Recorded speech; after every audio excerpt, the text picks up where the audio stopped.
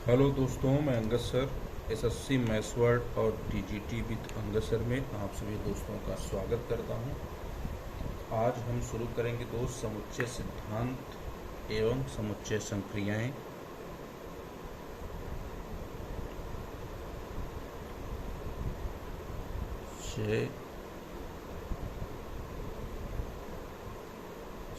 सिद्धांत एवं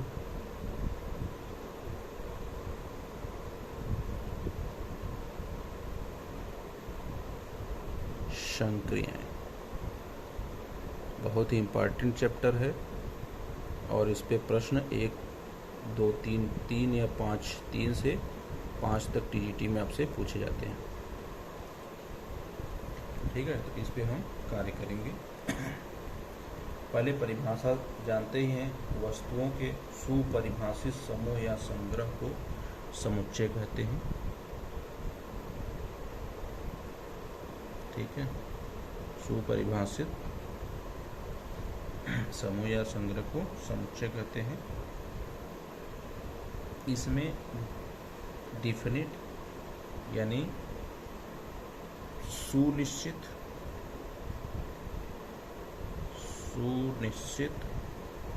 डेफिनिट और सुस्पष्ट अवयव सुस्पष्ट अवयव होना चाहिए। अवयव होना चाहिए। परिभाषा को शॉर्ट में समझ लीजिए। समुच्चय का संकेतन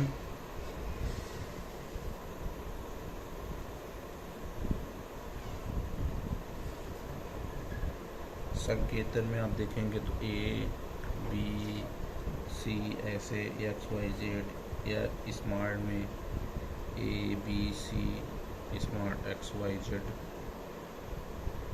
ये सब होता है। ठीक, इधर कैपिटल में एक्स वाई जेड ETC। ठीक है, ऐसे होता है।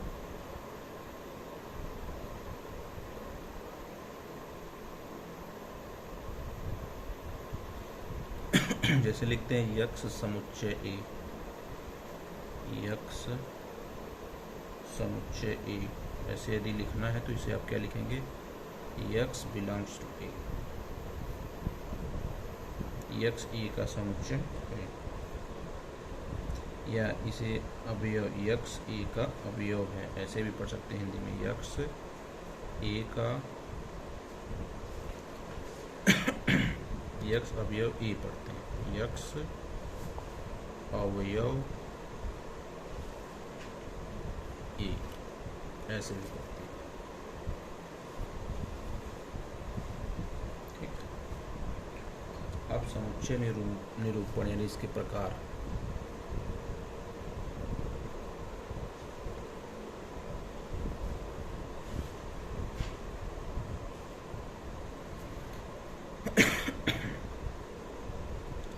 समुच्चय निरूपण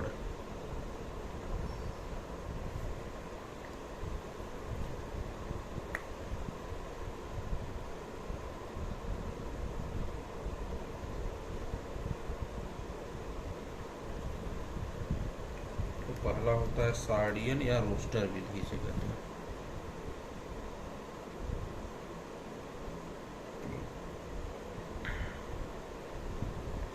सार्डियन या रोस्टर विधि।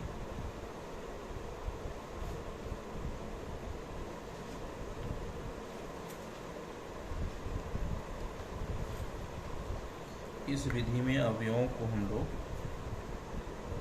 मझला कोष्ठक में इस तरीके से लिखते हैं। ठीक, जैसे हमको लिखना हुआ 1, 2, 3, 4 इस टाइप से, या हम लिखना चाहें A, E, I, O और U इस टाइप से। एग्जाम्पल,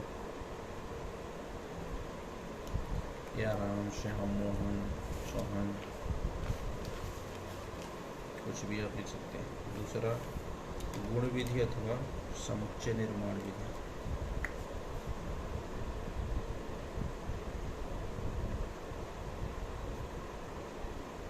गुण विधि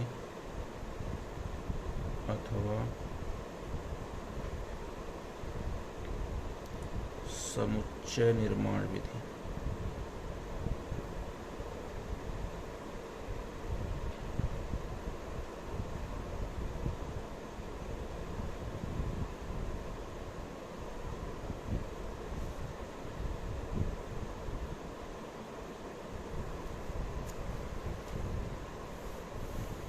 इसे जैसे आप लिख सकते हैं एक्स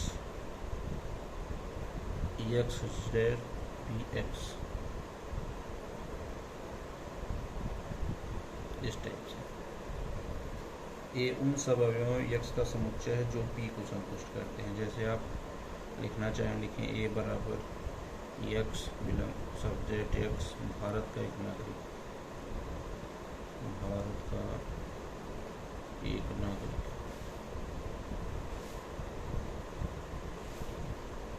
ठीक है, इस तरीके से आप लिख सकते हैं। ठीक, ये दो टाइप इसके होते हैं, आपको इसमें लिखना होता है। मैक्सिमम आप इस विधि का प्रयोग करते हैं, ये भी विधि आपकी यूज होती है। ठीक है, तो जैसे आपको मान लीजिए क्वेश्चन हमने कर दिया, बिलोंग समझ गए, बिलोंग्स जैसे एक्स बिलोंग्स टू ए तो ऐसे लिखेंगे, x not belongs to b तो ऐसे लिखेंगे। ठीक है, या एक्स वाई बिलोंग्स टू ए, या x y belongs not belongs to z. इस तरीके से इस चीज़ को आपको फॉलो करना है।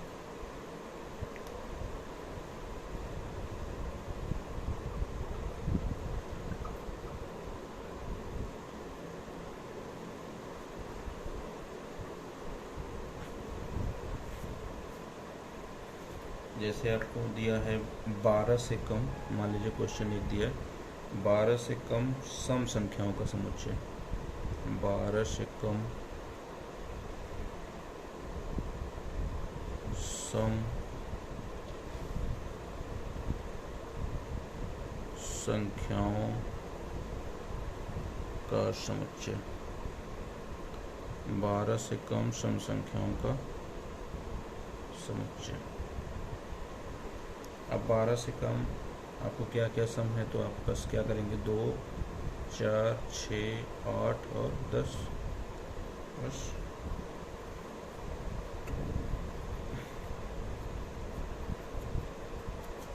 ठीक, मान लीजिए आपसे दूसरा प्रश्न पूछना, इलाहाबाद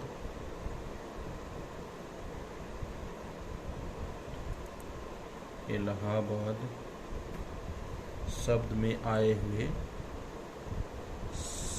में आए हुए अक्षरों का समुच्चय, अक्षरों का समुच्चय इलाहाबाद शब्द में आए हुए अक्षरों का समुच्चय। तो कौन कौन से अक्षर आए हैं, ए आया है, एल आया है, एच आया है, बी आया है, डी आया है, बस हो गया। कल से आपसे स्वरों का समुच्चय भी पूछ सकता है, अगर स्वरों का पूछ दे तो स्वरों का समुच्चय, स्वरों का समुच्चय पूछ देगा तो कौन है स्वर, ए, तो केवल ए लिख देंगे बस। और आपसे व्यंजनों का समुच्चय पूछे तो ए को छोड़कर बाकी एल, एच, बी, डी लिख देंगे आप। ठीक है,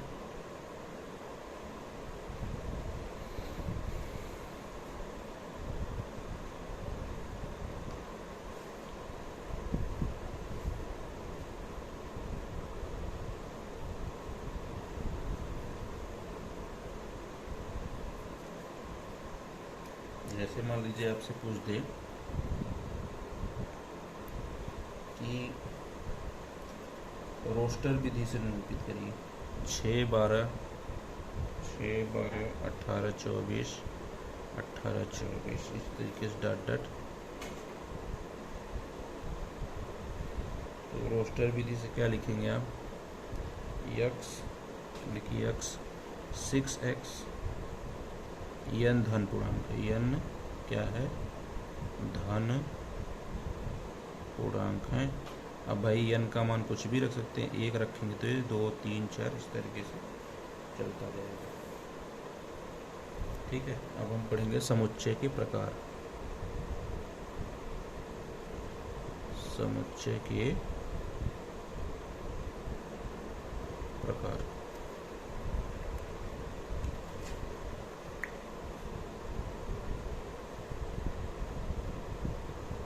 तो समुच्चय के प्रकार, पहला एकल समुच्चय, एकल समुच्चय। अब एकल समुच्चय क्या होता है, नाम से ही आपको लग रहा है कि सिंगलटन समुच्चय होगा, केवल एक ही अवयव, केवल एक अवयव।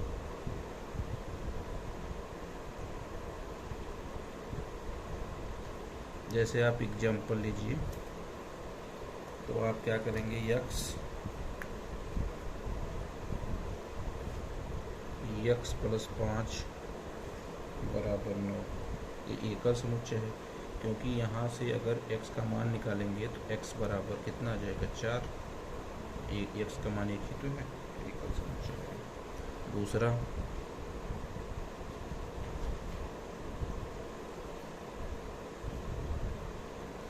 दूसरा है परिमित समुच्चय।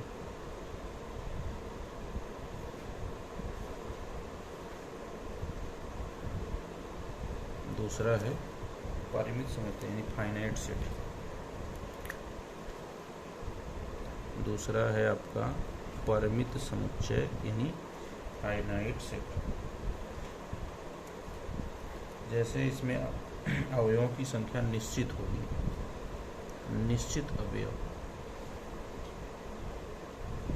निश्चित अवयव, इसमें संख्या निश्चित होगी। जैसे मान लीजिए अगर हमको लिखना हो ए ई आई ओ यू, इसमें देखिए स्वरों की संख्या क्या है, निश्चित है। या मान लीजिए हमको लिखना हो तो हम लिख दे यक्स सप्ताह के दिन, सप्ताह के दिन, ये भी निश्चित है क्योंकि ये सब क्या है, एक परिमित समुच्चय। अगला अनंत समुच्चय।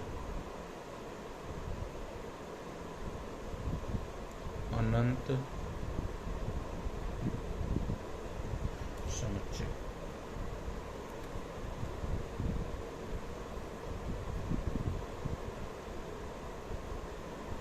अब अनंत समुच्चय क्या होता है, इनफाइनाइट सेट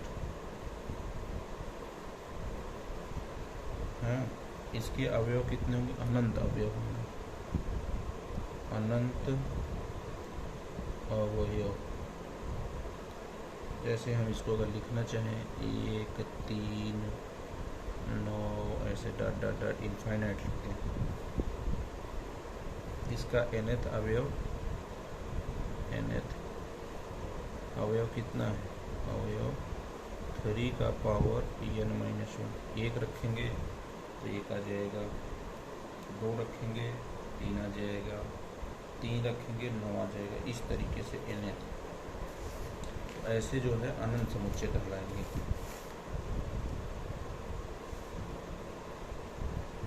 ठीक है, देखिए एक चीज़ इसको याद रखिएगा, तो रिक्त समुच्चय भी परिमित समुच्चय में आता है। रिक्त समुच्चय भी कौन सा समुच्चय है, परिमित समुच्चय है। अब इस पे हम चर्चा भी करेंगे।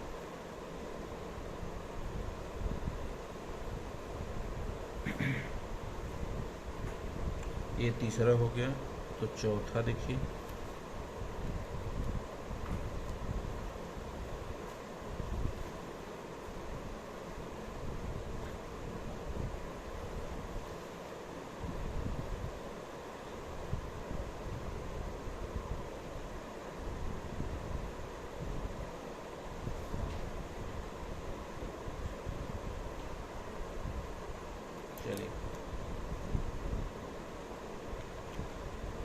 चौथा देखिए, चौथा कौन सा समुच्चय होता है? समान समुच्चय।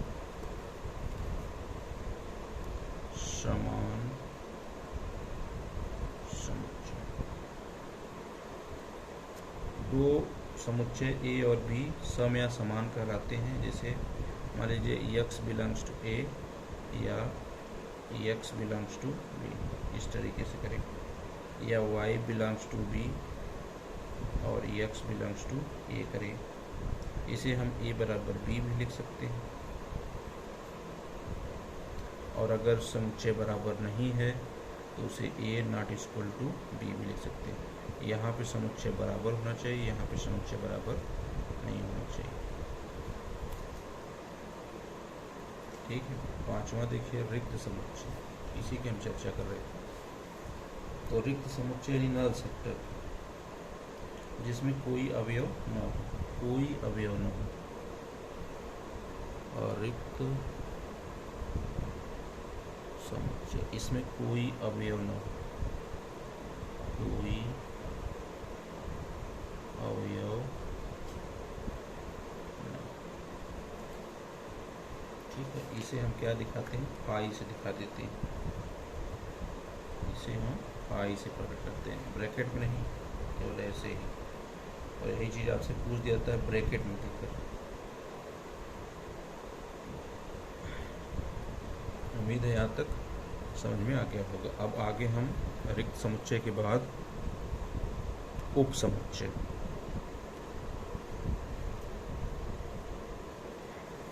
कौन समुच्चय पढ़ेंगे? उप समुच्चय।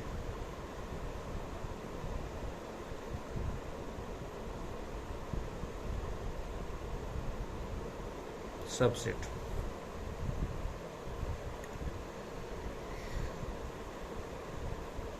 यदि ए और बी दो उप समुच्चय हों, दो समुच्चय हैं, ए और बी दो समुच्चय हैं, ए के सभी अवयव बी के सभी अवयव, ए के सभी अवयव बी के सभी अवयव हों, ऐसे समुच्चय को ए को बी का उप समुच्चय कहा जाता है। यानी कहने का मतलब x बिलोंग करता हो ए को और x बिलोंग करता हो, ऐसे अगर कोई उप समुच्चय है तो क्या कहलाएगा? उप समुच्चय कहलाएगा।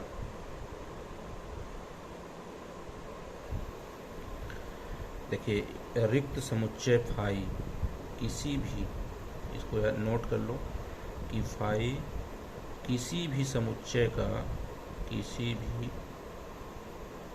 समुच्चय का उप समुच्चय होता है। किसी भी समुच्चय का उप समुच्चय होता है। उप समुच्चय होता है, इसको नोट डाउन कर लो। फाई कोई भी समुच्चय हो, जैसे हम मान लें 1 2 3, इसके कुल कितने उप समुच्चय होंगे? उप समुच्चय बताना है। उप समुच्चय कितने हैं? मान लीजिए एग्जाम्पल के थ्रू आपसे पूछ दिया गया 1 2 3 के कितने उप समुच्चय होंगे। तो पहले तो बात समझिए, एक फाई हो जाएगा तुरंत, इसका 1 होगा, 2 होगा, 3 होगा, फिर 1 2 होगा, फिर 2 3 होगा, फिर 1 3 होगा,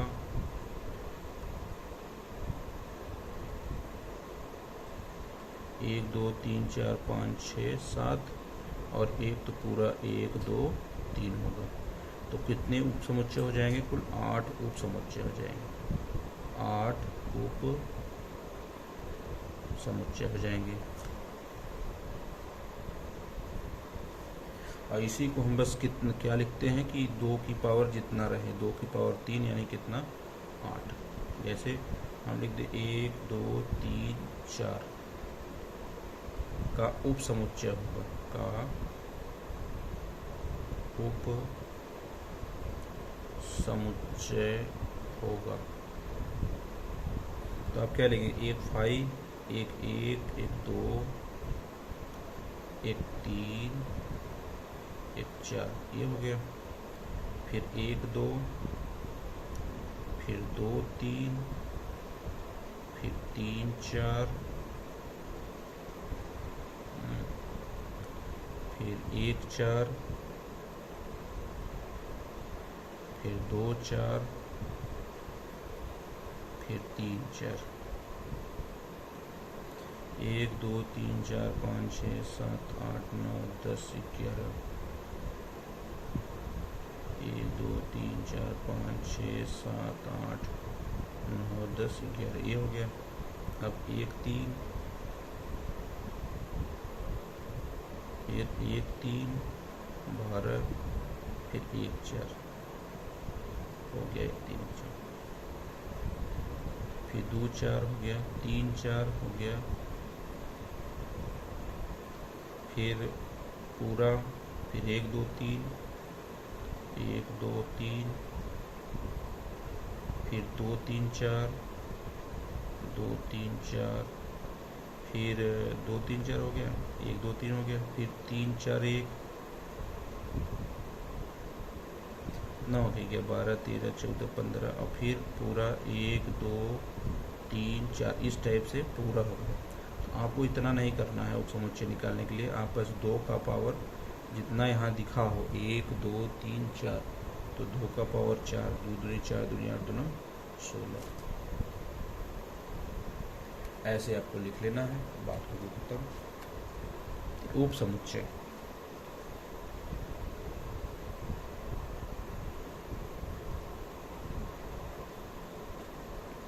अब उचित उपसमुच्चय यानी प्रॉपर सबसेट। अगला है उचित उपसमुच्चय। उचित उपसमुच्चय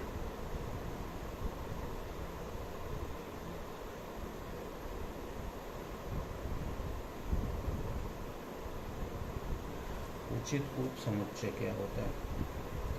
यदि ए समुच्चय बी का उपसमुच्चय हो, ए बी का उपसमुच्चय हो, अर्थात बी नॉट इक्वल टू ए,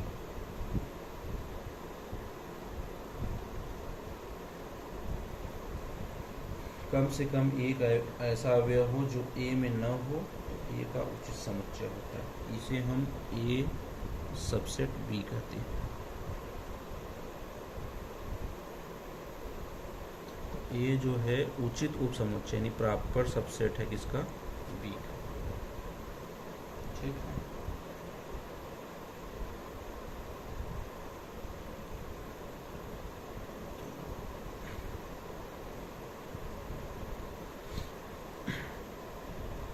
तो इसे हम क्या कहते हैं?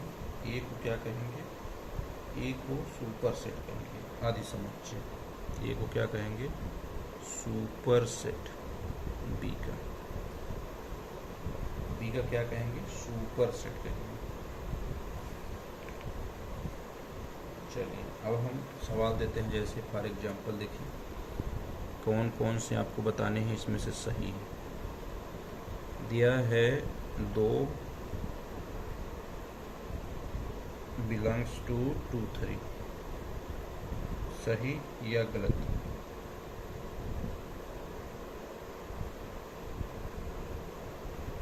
या बी देखिए, दूसरा देख लीजिए पहले, या 2 सबसेट 2 और 3, या तीसरा देख लीजिए 2 सबसेट 2 और 3, या चौथा देख लीजिए 3 4 सबसेट 3 5 3 5 3।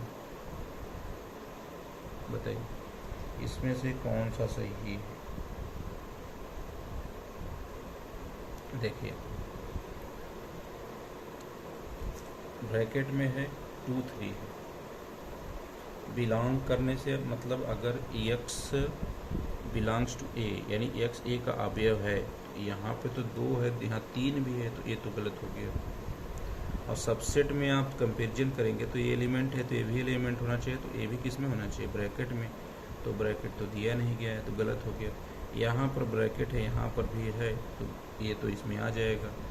चौथा में देखियो 3 4 सबसेट है, 3 4 नहीं है, ये भी तो आपका क्या है, गलत है। कम से कम यहाँ 3 4 एक तो आना चाहिए था, या तो केवल 3 का देता, लेकिन यहाँ पर 3 4 है तो यहाँ भी कुछ 4 भी रहना चाहिए, तो इसलिए कौन सा सही हो जाएगा। तो अब देखिए आपको ये दिया रहेगा 2 3 एलिमेंट, इसको बंद ऐसे नहीं किया रहेगा और आप इसको टिक मार देंगे तो वहीं पर क्या हो जाएगा, गलत हो जाएगा।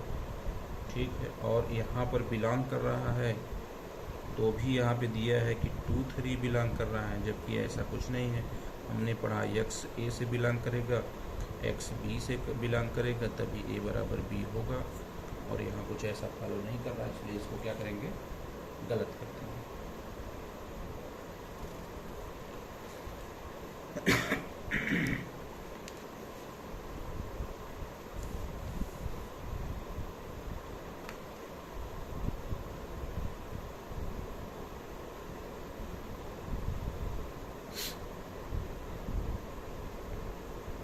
चलिए अगला देखिए, किसी समुच्चय के 4 अवयव हैं। क्वेश्चन है, किसी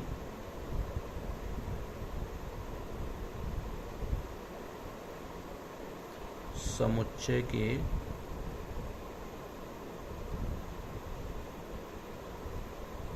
4 अवयव हैं, किसी समुच्चय के 4 अवयव हैं, उसके घात समुच्चय में कितने अवयव होंगे, उसके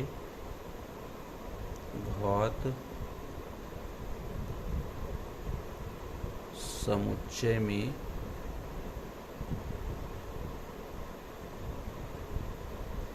कितने अवयव होंगे।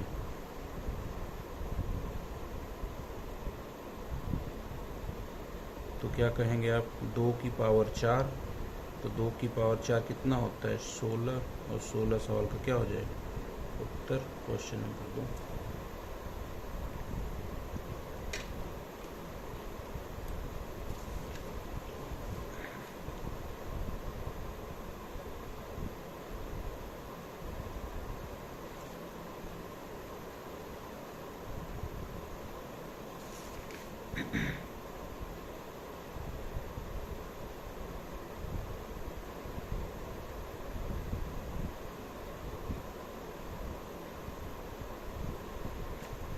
प्रश्न दिया था आपसे, यदि a बराबर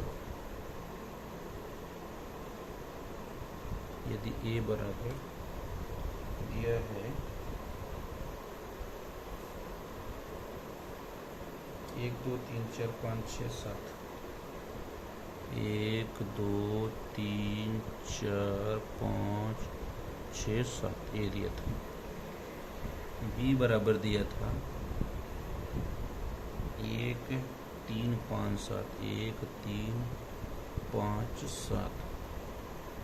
c बराबर दिया था 2 4 6, और d बराबर दिया था 1 और 3, ये दिया था। तो उपयुक्त समुच्चय में कौन से समुच्चय असंयुक्त है, असंयुक्त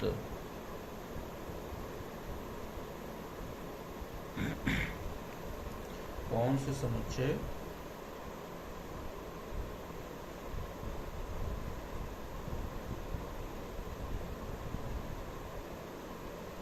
ठीक है, आप देखिए ये तो A है, असंयुक्त मतलब जो बिलोंग्स न करे, तो A और B में देखो तो कुछ मिल रहा है, 1 3 5 7, तो A और B तो संयुक्त है, तो आपसे संयुक्त नहीं पूछ के असंयुक्त पूछा है। असंयुक्त में अब A और B का काम तो हो गया, B से मिलाइए, A में 2 4 6 मिल जाए, एक A से तो सभी है, लेकिन B और C में देखिए तो B और C बिलोंग नहीं कर रहा है, तो पहले B और C हो गए, वह C और D में देखिए यहाँ 2 4 6 है, यहाँ 1 3 है, यहाँ भी नहीं है, तो C और D, BC और C और D क्या है, असंयुक्त समुच्चय। कौन संयुक्त समुच्चय, असंयुक्त समुच्चय। यानी जिस समुच्चय का कोई समुच्चय नहीं बिलोंग करेगा उसे हम क्या कहेंगे, असंयुक्त समुच्चय, यानी मिलना चाहिए। तो ऐसे में यहाँ मिल नहीं रहा था तो हमने इसको असंयुक्त समुच्चय कह दिया। ठीक। Question number 3 most important. ये जो क्वेश्चन नंबर 3 है यह बहुत इम्पॉर्टेंट है। इसको देखिए क्या कहा है। यदि u बराबर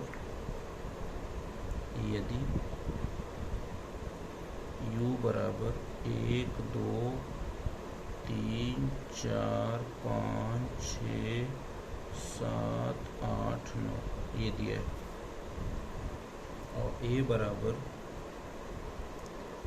1 2 3 4 दिया है, और b बराबर 2 4 6 8 दिया है, 2 4 6 8 दिया है, और c बराबर 3 4 5 6 3 4 5 6 ये दिया गया है।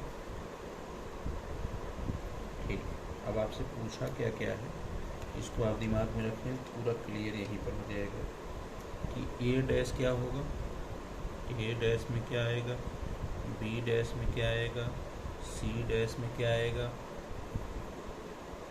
क्या क्या पूछा है आपसे, a डैश में क्या आएगा, b डैश में क्या आएगा, c डैश में क्या आएगा, पहली बात। दूसरे में a माइनस b में क्या आएगा, b माइनस c में क्या आएगा, a minus b, a minus c, a minus c में क्या आएगा, और b माइनस a में क्या आएगा, b माइनस a में क्या आएगा। ये सब आपसे पूछा। अब देखिए a डैश का मतलब a में जो हो और बाकी उसके अलावा देखिए a डैश का मतलब a में तो 1 2 3 4 है, इसके अलावा जो बचे हैं तो क्या हो जाएंगे, 5 6 7 8 9। बस ऐसे लिख दिए 5 6 7 8 और 9। b डैश वाला जो है b को छोड़ के 2 4 6 8 छोड़ दिया, तो क्या है 1 3 5 7 9। क्या हो जाएंगे 1 3 5 7 9, 1 3 5 7 9 हो गया। 3 4 5 6 छोड़ के लिख दीजिए 3 4 5 1 2 7 8 9, 1 2 7 8 9 हो गया। अब a माइनस बी का मतलब जो a में हो लेकिन b में ना हो। a में क्या है कि जो b में नहीं है, तो 2 4 तो है, 1 3 1 और 3 है, तो लिख लीजिए 1 और 3। b में हो लेकिन c में ना हो, तो b में क्या है जो c में ना हो, तो c में 4 है 6 है, 4 और 6 मिल गया, तो 2 8 नहीं है, तो लिख दीजिए कितना 2 और 8। a माइनस सी जो a में हो लेकिन c में ना हो, तो c क्या है 3 4 5 6 1 2 3 4, तो 3 4 तो मिल गया, 1 2 बच गया, तो लिख दीजिए 1 और 2। समझ गए होंगे क्या मैं कहना। b माइनस ए तो b में हो a में ना हो, तो b माइनस ए मने b माइनस ए, तो b में क्या क्या है, तो 2 4 बिलोंग कर गया, 2 4 1 3 बचा, तो रख दीजिए b माइनस ए ना, b माइनस ए वाला ए, तो 2 4 मिला तो बचा क्या 6 माइनस 8 जो a में, तो बस जो b में हो a में हो। इस टाइप के तरीके सवाल आपको हमेशा पूछ जाते हैं, तो इनको आपको दिमाग में रखना है।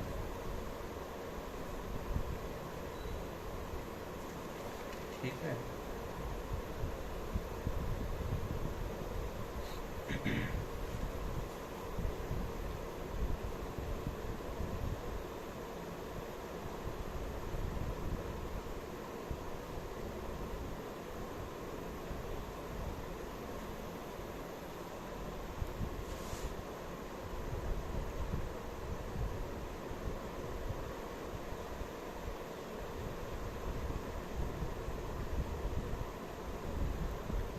चलिए अब यूनियन और इंटरसेक्शन देख लेते हैं। यूनियन, जैसे मान लीजिए ए है, इसमें 1 2 3 4 है, ये दूसरा है 5 6 7 8। तो यूनियन जब निकालेंगे ए यूनियन बी, इसको ए मान लीजिए, इसको आप बी मान लीजिए। ए यूनियन बी में सब आ जाएंगे 1 2 3 4 5 6 7 और 8। ठीक है, ऐसे आ जाएंगे। और अगर मान लीजिए ए इंटरसेक्शन बी निकालना हो आपको, तो ए के फंक्शन 1 2 3 4 और इसमें मान लीजिए 3 5 6 7 हो, तो आपका इंटरसेक्शन यही बचेगा। इधर 1 2 4, इधर 5 6 7 और इधर क्या आ जाएगा 3 और 3 आ जाएगा, यानी यही वाली ये कट के आ गई। तो आपको इंटरसेक्शन निकालने के लिए बस ये देखना पड़ेगा कि दोनों में कौन सा बिलोंग करता है। तो ए इंटरसेक्शन बी बराबर 3, ए इंटरसेक्शन बी बराबर 3। बाकी वेन डायग्राम से हम समझाने का प्रयास आपको करेंगे। मेन टॉपिक है, यहाँ से प्रश्न बनते हैं वेन डायग्राम।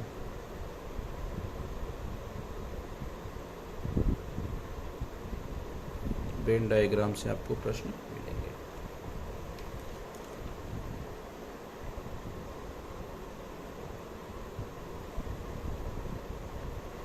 अब देखिए, जैसे क्वेश्चन किया ए बराबर 2 3 4 5, 2 3 4 5 और बी बराबर दिए 1 2 3 4, 1 2 3 4। ए यूनियन बी बराबर क्या होगा? तो 1 2 3 4 और 5। ए यूनियन बी बराबर क्या होगा? 1 2 3 4 5।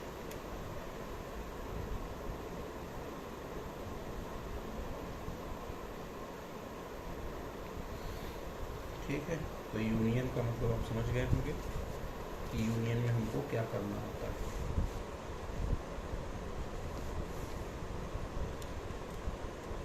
ठीक, अब इंटरसेक्शन समझ लीजिए एक बार। जैसे ए बराबर हमने दे दिया 1 2 3 4 5 और बी बराबर हमने दे दिया 5 6 7।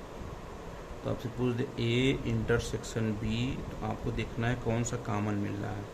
तो केवल 5 और यही सवाल का उत्तर। अगर कुछ न मिले तो 5 रिक्त नल वेक्टर, सॉरी रिक्त समुच्चय। ठीक है, जैसे मान लीजिए अगर मैंने कहा कि ए बराबर 1 2 3 4 और बी बराबर 5 6 7 8, आपसे पूछ दिया ए इंटरसेक्शन बी बराबर, तो आप क्या करेंगे? केवल ऐसे लिख के छोड़, रिक्त मतलब कुछ भी नहीं मिला। तो ए तो था जो है हमारा कि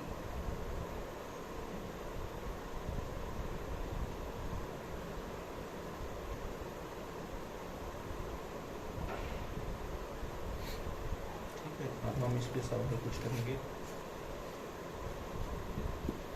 अच्छा, एक सवाल ये देख लीजिए, प्रमेय है यदि ए बी सी 3 समुच्चय हैं,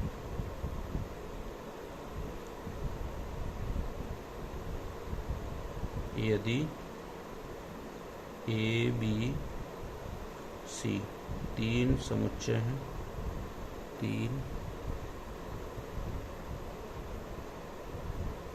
ए बी सी 3 क्या है? समुच्चय हैं, तो इनके संघ का नियम, तो ए संघ का नियम पालन करते हैं, संघ का नियम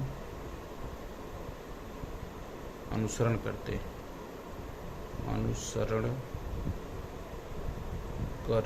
हैं। किस किस कौन कौन सा मैटर ये फॉलो करते हैं? तो पहला है आपका वर्ग सम नियम। कौन सा नियम?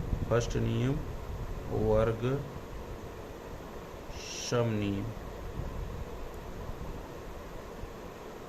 वर्ग सम नियम कहता है ए यूनियन ए बराबर ए होगा।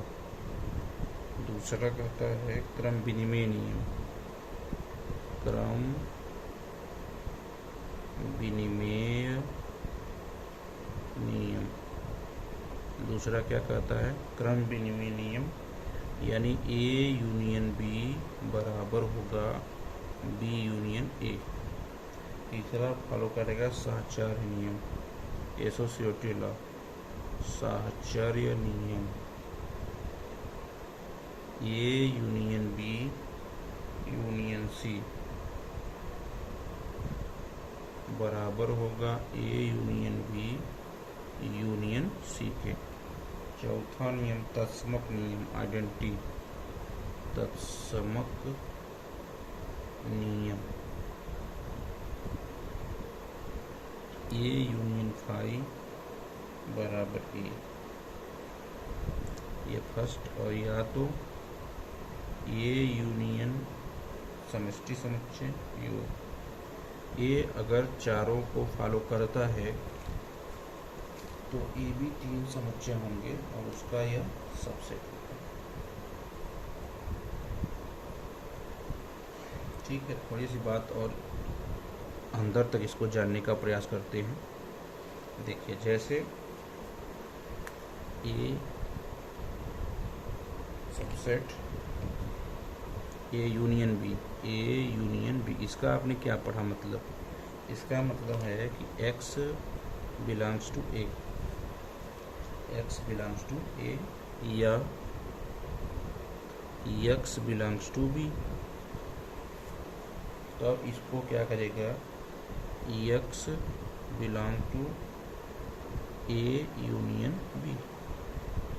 अगर ऐसा कर रहा है तो हम कह देंगे कि ए सबसेट है ए यूनियन बी का। तो ये आपके दिमाग में रहना चाहिए।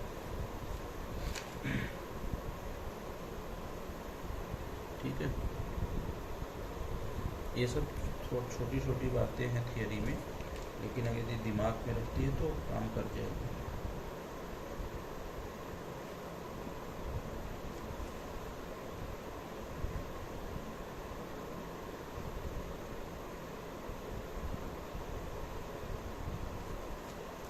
ठीक है,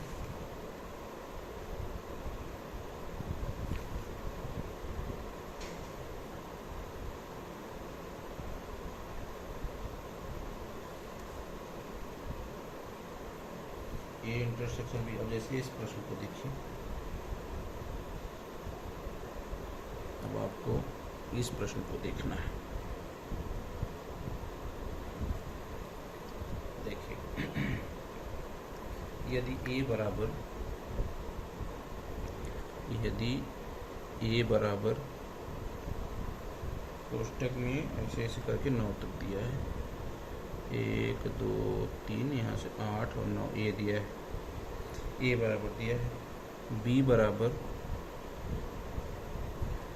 बराबर 1 2 3 4 5, 1 2 3 4 और 5 दिया है। बी बराबर सी बराबर 2 4 6 8, सी बराबर 2 4 6 8 दिया है। और डी बराबर 4 5 6 7, 4 5 6 7 ये दिया है। अब आपसे प्रश्न पूछे,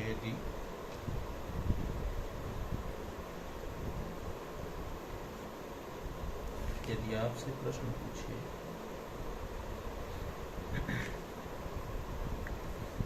b union c intersection d क्या होगा, पहली बात। दूसरी बात कि b union c, b union c union a union d, a union d बराबर ए, या किसके बराबर, ए अगर आपसे पूछता है। ठीक है, तो देखिए बी यूनियन सी पहले निकाल लीजिए। तो बी यूनियन सी यानी बी सी पूरा देख लीजिए क्या क्या है। 1 2 3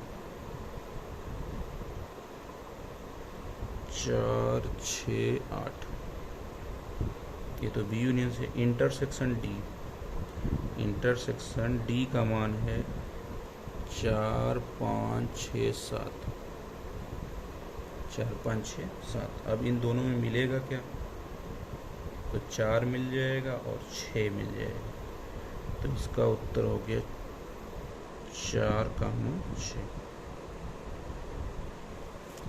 4 कामा 6। ठीक है,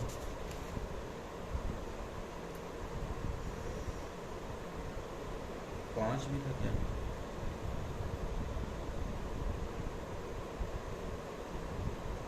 चार 5 6 7, ठीक है।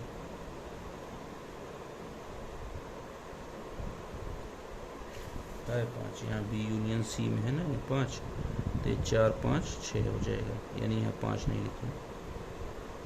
ठीक है, बी का मान था 1 2 3 4 5, बस इतना। ठीक हो गया। अब आपसे पूछा है बी यूनियन सी, तो बी यूनियन सी देखिए दोनों में, तो 1 2 3 4 5 6 8, 1 2 3 4 5 6 और 8, हाँ फिर 4 6 8। ठीक, यूनियन लगा दो। ए यूनियन डी में देखो, तो ए यूनियन डी, तो यहाँ सब है तो इसको लिखने की ज़रूरत है नहीं, तो आ ही जाएगा।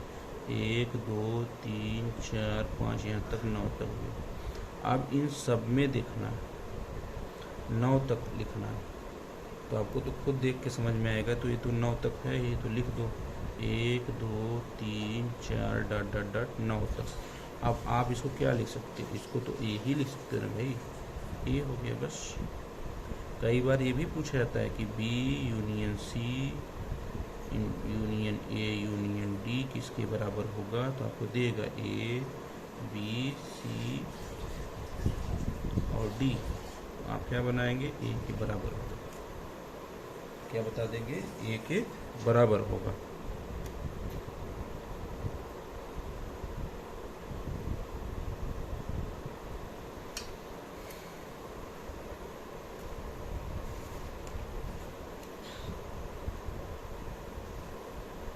इसलिए इसको आपको दिमाग में रखना है।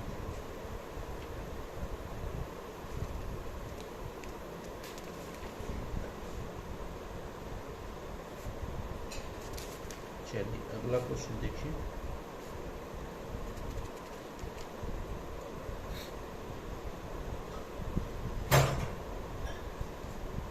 अगर मान लीजिए हमको इसका वेन डायग्राम दिखाना है आपको, तो हम क्या करेंगे,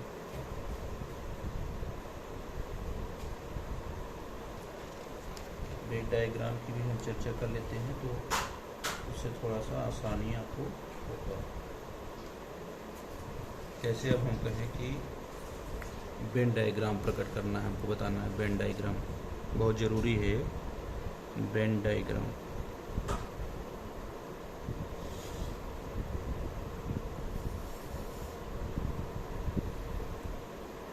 जैसे मान लीजिए हमको बनाना है Venn diagram a union b intersection c का। ठीक है, आप ध्यान समझिए, पहले ए का बना लीजिए, फिर बी का बना लीजिए, फिर आप सी का बना लीजिए। ऐसे बन गया। आप ध्यान समझिए, a union b intersection c, तो पहले हमको अगर ए मान लेता हूँ, इसको बी मान लेते हैं, इसको सी मान लेते हैं। ठीक है। तो पहले बी इंटरसेक्शन सी में हम देखेंगे, बी इंटरसेक्शन सी में देखेंगे तो कौन सा भाग हमको इन दोनों से निकालेगा, तो इतना ही तो निकालेगा। ये तो हो गया बी इंटरसेक्शन सी। अब हमको ए यूनियन देखना है। ए यूनियन का मतलब ए का पूरा भाग आना चाहिए।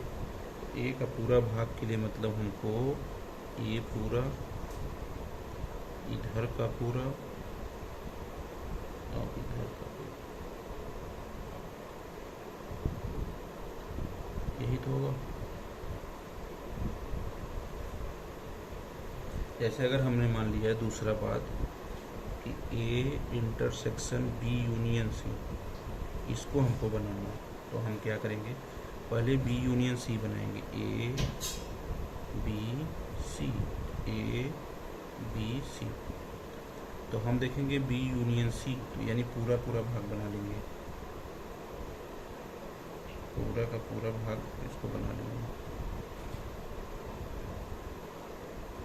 भाई बी यूनियन सी का मतलब कि पूरा बी और सी तो पूरा रहेगा ही, फिर इसको भी मार दीजिए। अब ए इंटरसेक्शन बी यूनियन से, तो ए का भाग छोड़ के बाकी पूरा ए हो गया फिगर। तो समझ गए, वेन डायग्राम भी इस तरीके से आपको बनाना पड़ेगा। जैसे अगर मान लीजिए हमको तीसरा टाइप का डायग्राम अगर इस टाइप से बनाना पड़े, जैसे आपसे दे दे कि मान लीजिए a intersection b, a intersection b intersection a intersection c, अगर इस टाइप से आपको दे दे तो क्या करना है, ए बी और सी, ये तो आपको तीनों ड्रा ऐसे करने हैं कि ए वाला ए होगा, ए वाला ए होगा, ए वाला बी होगा और ए वाला सी होगा। अब ए और बी में इंटरसेक्शन जब आप देखेंगे तो यही ना, ए यही वाला, ये तो बी का हो गया। अब इंटरसेक्शन ए इंटरसेक्शन सी में भी देखिए, ए इंटरसेक्शन सी में, तो इसमें का वाला ए वाला, बस यही तो हो गया हमारा। इस टाइप से वेन डायग्राम बनाना सीखें। मान लीजिए हमने चौथे टाइप का आपसे वेन डायग्राम पूछा कि हमको आप जो है चौथे टाइप का a union B, A union b intersection c बता दीजिए, इंटरसेक्शन सी। तो हम क्या करेंगे, 1 2 3 खींचे, ए बी सी लिख दिया। यूनियन में है तो हमको सब रंग देंगे पूरा। देखिए ए यूनियन बी का मतलब ए पूरा भाग, ए भी और बी भी, ए भी और बी भी। अब इंटरसेक्शन सी यानी सी वाला पार्ट ही कट जाएगा और ये वाला तो इसके अंदर आ गया था, तो ये चौथा हो गया, ये दूसरा हो गया, ये तीसरा हो गया, ये पहला हो गया। इस टाइप से हम वेन डायग्राम को भी करेंगे, ठीक है। अब अगर मान लीजिए कभी आपसे ऐसे पांचवा पूछ दे, A minus B union B minus A, इसका डायग्राम बनाइए, तो हमको बताइए भैया ए हो गया, ए बी हो गया, ये ए हो गया, ए बी हो गया। तो जो ए में हो लेकिन बी में ना हो तो इसको हम रंग देते हैं पूरा।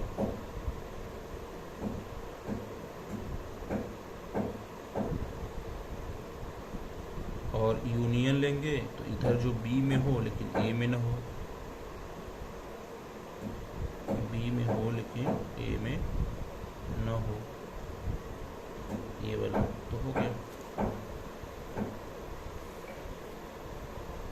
ठीक है। तो ये चीज़ें दिमाग में आपको रखनी पड़ेंगी कि जब हमको डायग्राम बनाना पड़ेगा तो हम इस टाइप के डायग्राम को कैसे बनाएंगे, ठीक है।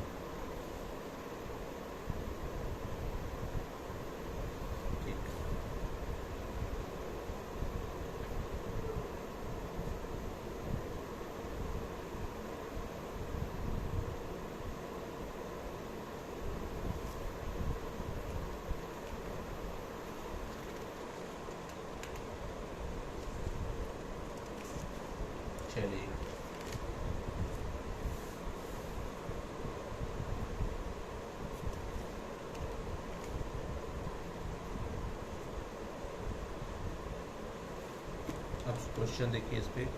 किसी कक्षा में 40 विद्यार्थी हैं। क्वेश्चन नंबर 1, किसी कक्षा में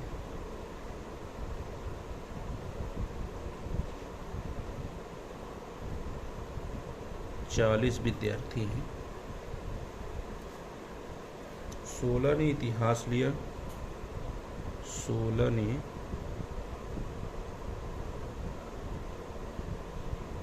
इतिहास लिया, 16 ने इतिहास लिया, किंतु भूगोल नहीं, किंतु भूगोल नहीं। और 26 ने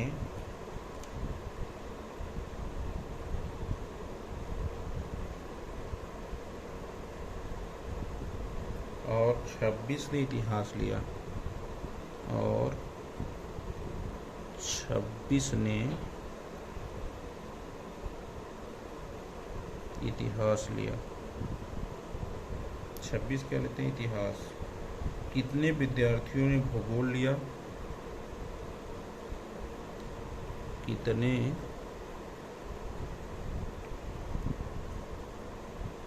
विद्यार्थियों ने भूगोल लिया है? भूगोल लिया है, किंतु इतिहास नहीं, किंतु इतिहास नहीं। ठीक। किसी कक्षा में 40 विद्यार्थी, किसी कक्षा में कुल कितने विद्यार्थी हैं? 40 विद्यार्थी हैं। मान लीजिए ये मैंने बना दिया, टोटल विद्यार्थियों की संख्या 40 है। 16 ने इतिहास लिया है, ठीक है, ये मान लीजिए हिस्ट्री है, ये जगह 16 ने इतिहास लिया किंतु भूगोल नहीं।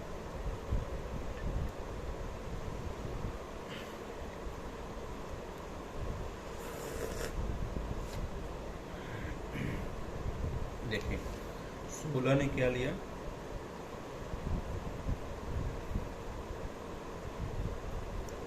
ठीक है, भूगोल नहीं लिया, तो ये भूगोल न लेने वालों की संख्या हो गई।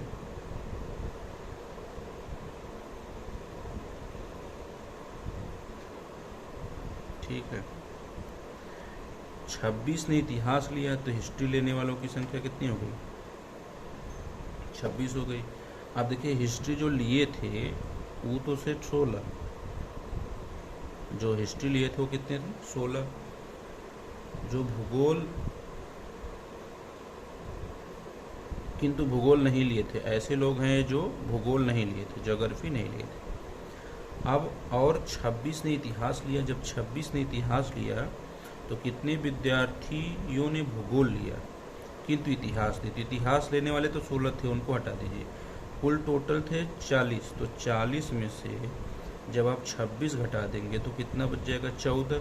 14 ऐसे लोग होंगे जो इतिहास नहीं लिए हैं, लेकिन क्या लिए हैं? ज्योग्राफी लिए हैं। बस यही सवाल पूछा गया था आपसे।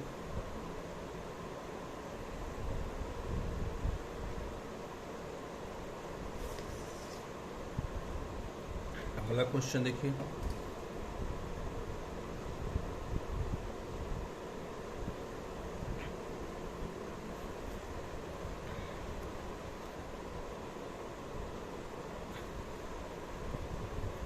एक 1000 व्यक्तियों में से 1000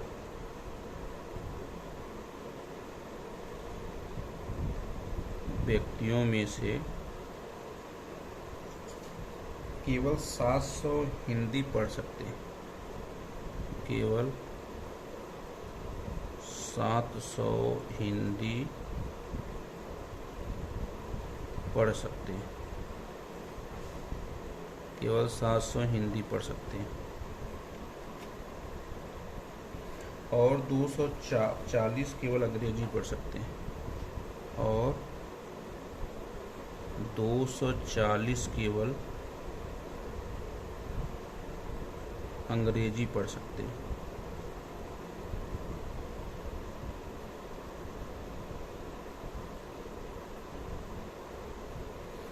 पढ़ सकते हैं। कितने व्यक्ति अंग्रेजी हिंदी दोनों पढ़ सकते हैं? कितने व्यक्ति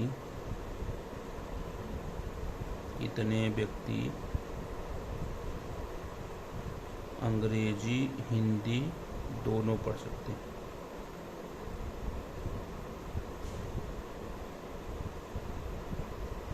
पढ़ सकते हैं। ठीक है।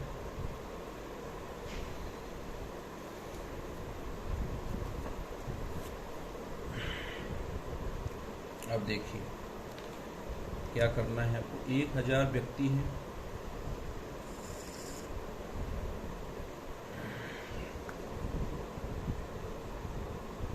ये है 1000 व्यक्तियों की संख्या। टोटल कितने हैं?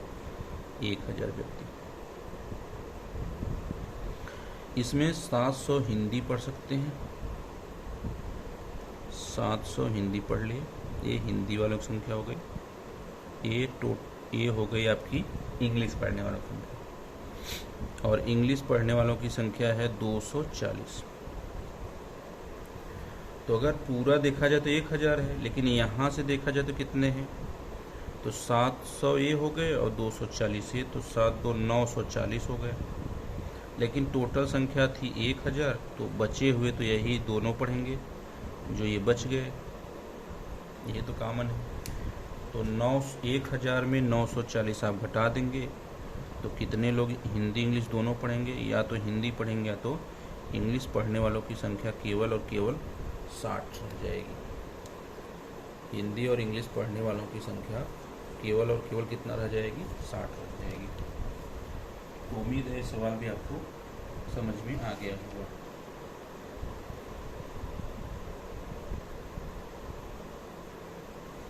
ठीक है। तो अगला क्वेश्चन देखिए।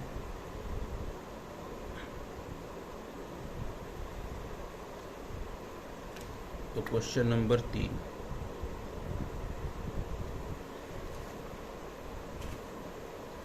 गणित की कक्षा में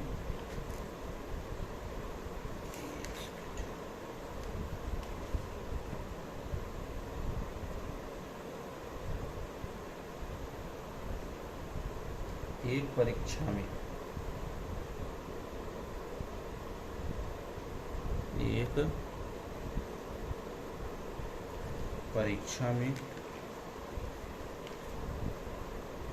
प्रश्न 8 को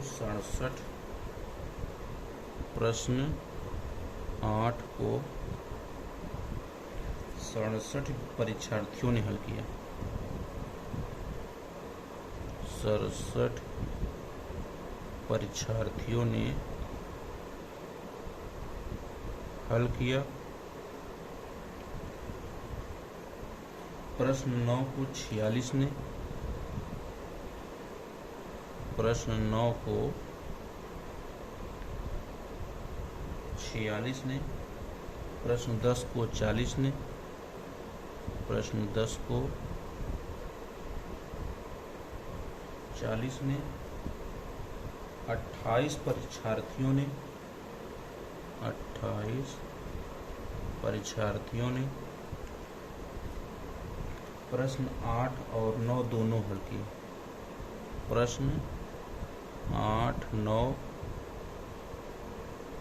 दोनों हल किए।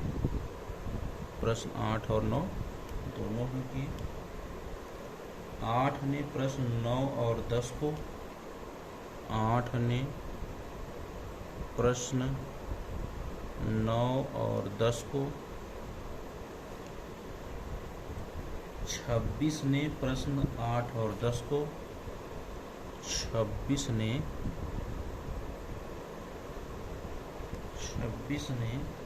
प्रश्न 8 और 10 दोनों, प्रश्न 8 और 10 दोनों, 8 और 10 दोनों, और 2 ने तीनों प्रश्न को हल किया, और 2 ने तीनों प्रश्न को हल किया।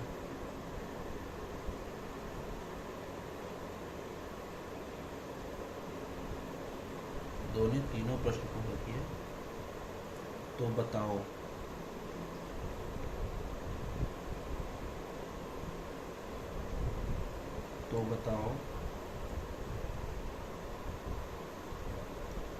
कितने ने प्रश्न 8 हल किया था? कितने ने प्रश्न 8 हल किया, किंतु प्रश्न 9 और 10 नहीं। किंतु प्रश्न 9 और 10 नहीं। किंतु प्रश्न 9 और 10 नहीं। बस ये प्रश्न आपसे पूछा था। अब ये डायग्राम यूज आपको करना है और डायग्राम यूज करके ही सवाल को हल करना है। तो चलिए डायग्राम हम बनाते हैं और फिर समझते हैं। तो बना लीजिए। पहले 3 विद्यार्थी हैं, 9, 8, 9, 10, 1, 2 और 3। ठीक है। टोटल संख्या जो है इसमें 67, यानी प्रश्न 8 को 67 ने किया। प्रश्न 8 को मैंने कितना लिख लिया? 67। और प्रश्न 9 को 46 ने, तो NB मान ले रहा हूँ। इसको कितना? 46 ने। और प्रश्न 10 को 40 में, तो NC मान ले रहा हूँ 40। NC मान ले रहा हूँ 40। सही बात है। ठीक। अब कहा कि 28 परीक्षार्थी ने प्रश्न और 8 और 9 दोनों हल किए। 28 ऐसे परीक्षार्थी हैं जो 8 और 9 दोनों हल किए, तो ये ऐसे 28 है। ये इंटरसेक्शन भी ठीक है। और इसको नहीं। और 26 ने प्रश्न 8 और 10 को हल किया। 8 ने और 26 ने। 8 ने और इधर कितना और 10 को? 26 ने। 9 और 10 को कितने ने? 26 ने। यानी NA इंटरसेक्शन C बराबर 26। इतना तो सवाल में कहा है। और कहा कि 2 ने तीनों प्रश्न को हल किया। 2 लोग ऐसे व्यक्ति थे जो तीनों को किए। A intersection B intersection C बराबर 2 लोग। ठीक। तो पूछा था कि कितने ने प्रश्न 8 हल किया था, किंतु 9 और 10 नहीं। 9 और 10 नहीं। चलिए, तो अब बीच वाला पहले देखिए कितना कितना आया है।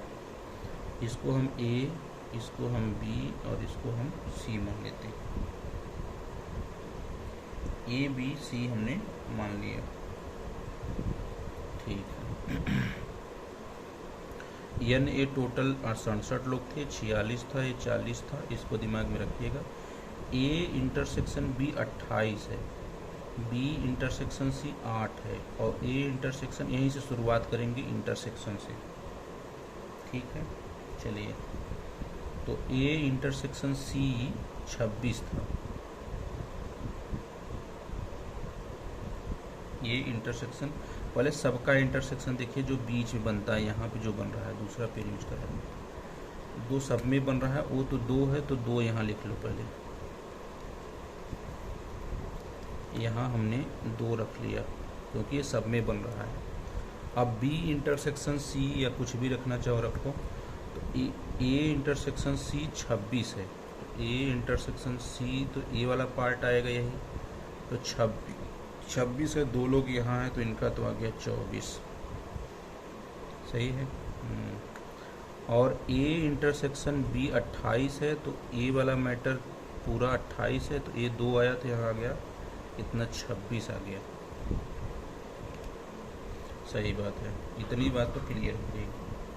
और B इंटरसेक्शन C 8 लोग हैं, तो बी और सी में देखेंगे तो इतना आएगा, तो ये 2 यहाँ आ ही गया था, तो ये आएगा 6 लोग का आगे। बोलिए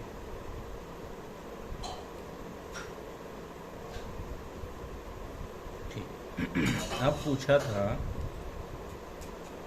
किसका पूछा है? 9 10 का नहीं, 8 का मतलब इसी में 67 वाले में, 67 वाले में। तो आपको बताना है बस कि 9 10 का नहीं लेना, इधर और इधर का नहीं लेना, हमको बस बताना है कि तो बताओ प्रश्न 8 हल किया था कितने लोग? तो 26 24 50 और 8 58 लोग ने हल कर दिया। तो 9 10 वाले किंतु हल नहीं कर पाए, तो 67 माइनस 58, तो 17 में से 8 गए 9, 26 24 50 2 52, तो बी और सी में आ जाएंगे ना। तो 67 माइनस 52 लोग, यानी 15 लोग ऐसे हैं जो प्रश्न 8 तो हल कर लिए, लेकिन किंतु 9 10 नहीं, क्योंकि ये 8 वाले का पूछा है, 9 और 10 वालों का नहीं। तो बस उत्तर आपको क्या मानना था? 15 मानना था। तो इसलिए वेन डायग्राम बहुत ज़रूरी हो जाता है आपको समझने के लिए। तीनों का दिया था, बीच में रख दिए, बाकी इनका निकाल लिए, अंदर वाला निकल गया। अब हमको पता है हमको इन दोनों का नहीं निकालना, हमको तो केवल इसका निकालना है जो 8 में थे, जो किस में थे? 8 में। तो 8 में तो यही है भाई, पूरे 67 लोग हैं। 67 में तो इतने लोग जो हैं वो 9 और 10 में भी हैं, यानी 26 24 50 और 2 52 लोगों को निकाल देंगे तो बचेगा कितना? 15 लोगों का। और 15 लोग ऐसे हैं जो प्रश्न 8 को हल किए थे, किंतु 9 और 10 को नहीं। ठीक है, तो इसलिए वेन डायग्राम आपके लिए बहुत ज़रूरी हो जाता है। तो वेन डायग्राम आप एक बार ज़रूर देख लीजिएगा, हल कर लीजिएगा। ठीक है, एक सवाल और मैं आपको समझा देता हूँ, क्योंकि ये मैक्सिमम बार पूछा जाता है, तो दिमाग में रखना चाहिए आपके। यदि आपसे कभी पूछे समुच्चय 0 के उप समुच्चय, समुच्चय 0 का उप समुच्चय क्या होगा? ठीक है, तो मैंने बताया कि कोई भी समुच्चय हो उसका एक फाई तो होगा ही, और एक अपना वो खुद होगा।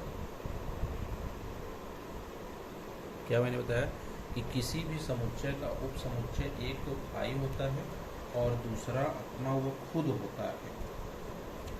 ठीक है, एक तो फाई होगा और दूसरा वह स्वयं होगा, तो वह कहलाएगा एक दूसरे का उप समुच्चय। अब यहाँ पर आप कहेंगे कि 2 का पावर 1 कर दे, तो 2 का पावर 1 करके देख लो।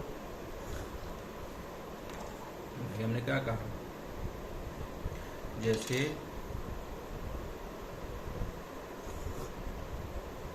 इसका एक उप समुच्चय क्या होगा? फाई तो होगा ही, और इसके हमने बताया थे 2 का पावर 1 2 3 कर दो तो आ गया 8। वैसे ही यहाँ पर भी 2 का पावर कितना करना था? 1 कर देना था, यानी कितने उप समुच्चय आएंगे? 2 के। लेकिन कभी कभी पूछा जाता है क्या इसकी उप समुच्चय होंगे, तो एक तो उसका उप समुच्चय फाई होगा और एक खुद होगा, तो 2 हो जाएगा। ठीक है, तो ये रहा आपका जो है सेट थियरी। इतना भी अगर आप दिमाग में रखते हैं तो सेट थियरी आप पूरा कर जाएंगे। तो धन्यवाद।